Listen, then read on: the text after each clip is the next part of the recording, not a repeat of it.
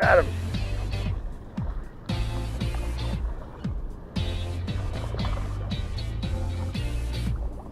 Now.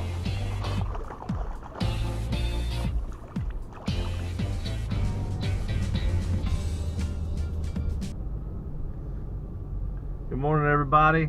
It is 5:33, and this is the beginning of More Flats Fishing, Fishing in Faith, video number 2. We're going to be on the flats and in the bayous of Indian Bayou, Jones Bayou, and on the flats in the areas around there. It's going to be in the mid-70s today, sunny, winds out of the south, I think about 7 or 8 miles an hour. But since we're on the south side of the Choctawhatchee Bay, we shouldn't have any chop at all. It should be nice and flat all day today. Of course, the temperatures have been warm, so I'm assuming the water temperature is still going to be up in the low 60s, so we should have a pretty good chance to catch a good number of fish. So we'll see. When I get there, we'll get the kayak in the water, get it all loaded up, head out. It's probably going to be about a 45-minute to an hour pedal over to Jones Bayou, where we're going to start, and we'll see what happens. So I'll kick the video back up once we get underway, and we'll see if we can catch us some trout or redfish today. Stay tuned. It's going to be good.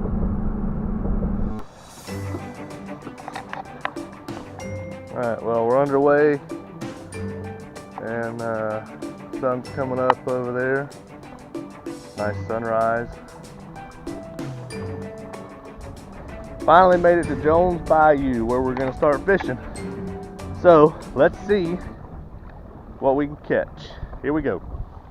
Alright, today we're going to start with got a little weighted worm hook here. It's tied on with a loop knot, and I'm going to start with these new soft plastics I got. They're Trout Trick, Swimming Trout Trick fried chicken color, which is kind of a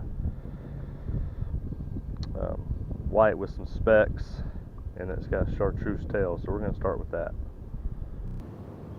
So that's what winter fishing's all about. It's all on the retrieve. If you're too fast, you're never going to catch them in the wintertime. Now, I can't say never, because they will go after bait, but you got to be out there at the right time when they're really hungry and they're wanting to chase something. But if you slow it down, you increase your odds.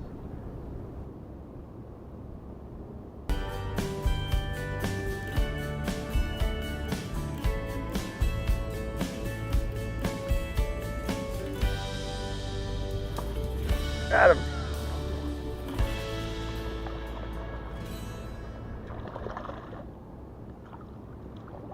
Now,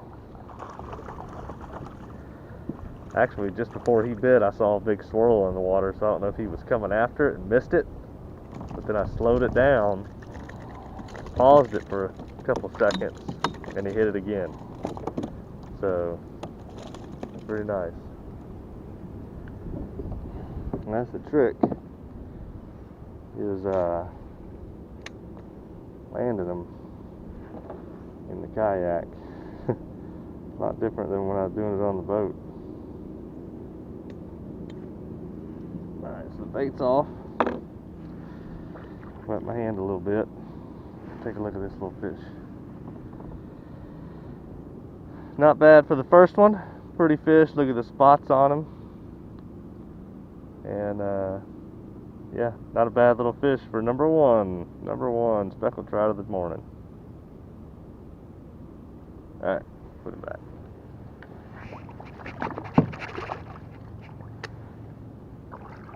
There he goes. Alright, let's see if we can get number 2.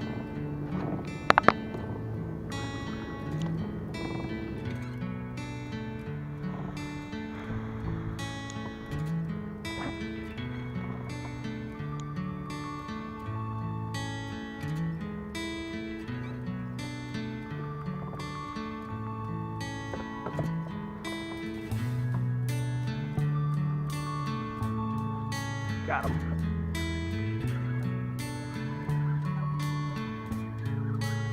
Not a big fish, but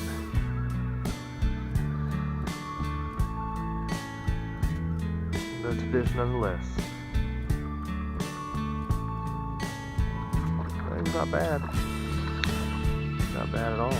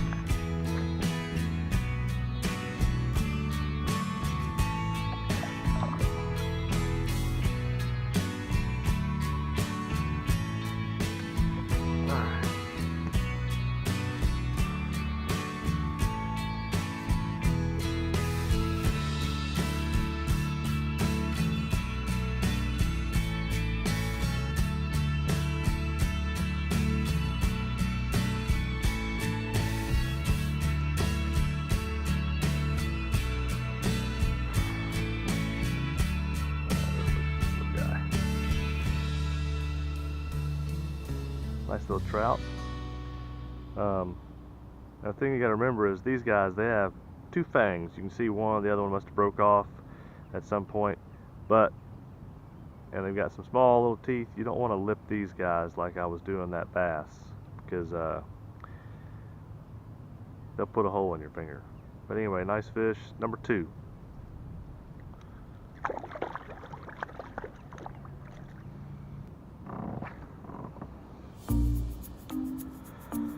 Trout here in the center.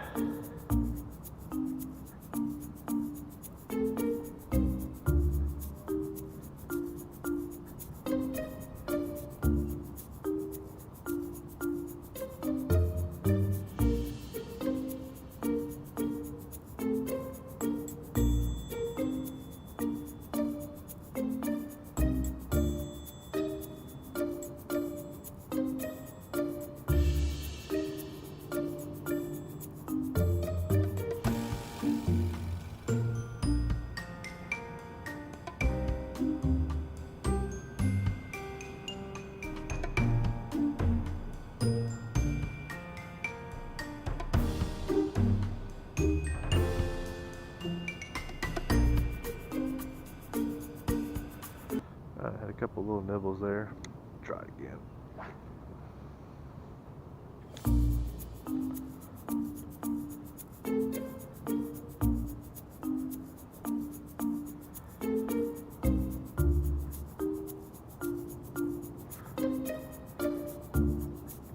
Nope, got him. Didn't know he was there.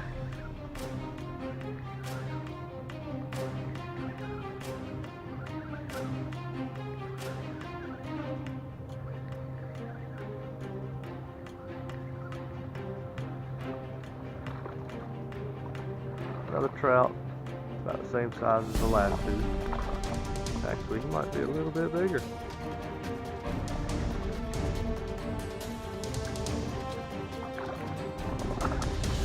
Come here.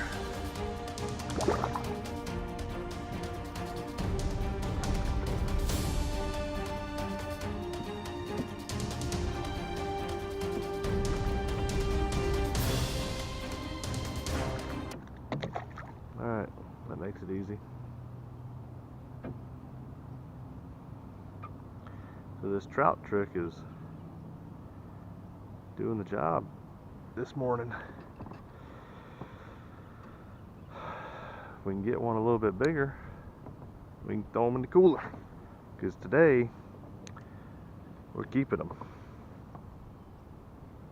Alright everybody, that's going to do it for the fishing portion of video 2 of the Fishing and Faith series on the More Flats Fishing YouTube channel.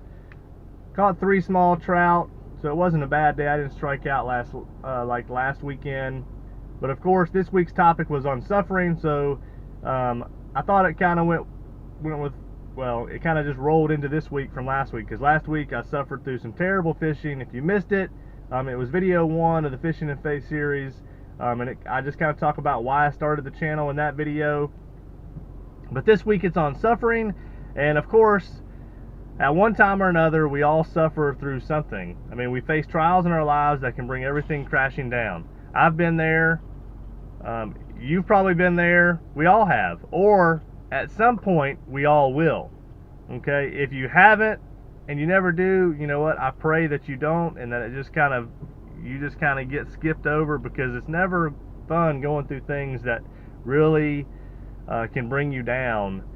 But these trials happen to us personally, or of course it can happen to a family member and affect us. So just remember, when we are faced with a trial or we're struggling with something, don't let it consume us so much that we forget about where our focus should be. And our focus should be on God, and if we trust in Him, then He can give us understanding during these times more so than ever. Okay? And that's why this week's research led me to James chapter 1 verse 2 through 4. Okay? Dear brothers and sisters, whenever trouble comes your way, let it be an opportunity for joy. For when your faith is tested, your endurance has a chance to grow. So let it grow. For when your endurance is fully developed, you will be strong in character and ready for anything.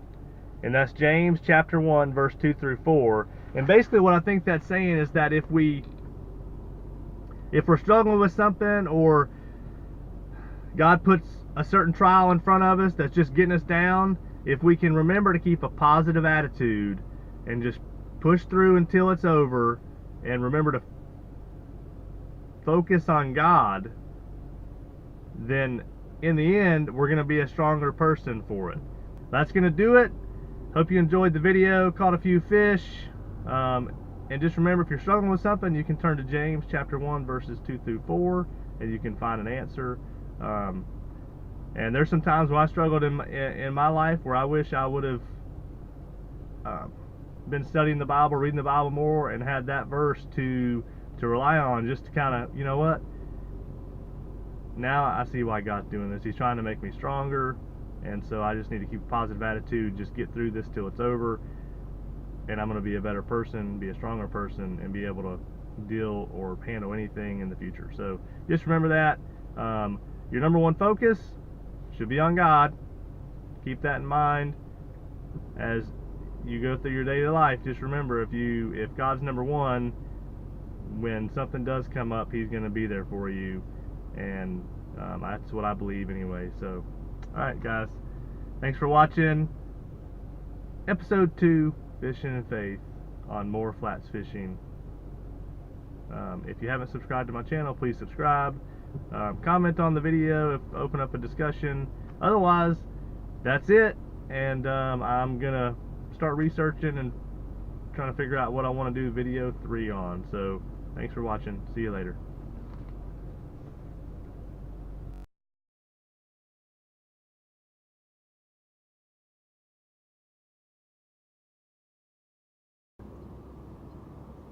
Alright, we're gonna go with some Menhaden. See if this will get them to start biting.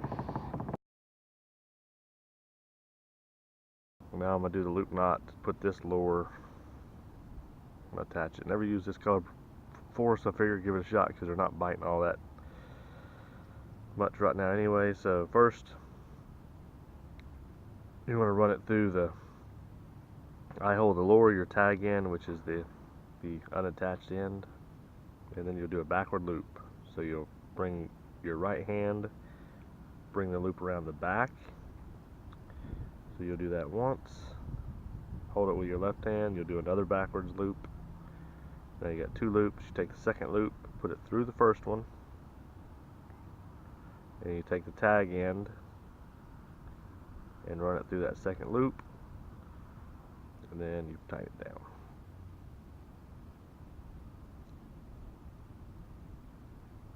There you go. So that's just a simple loop knot.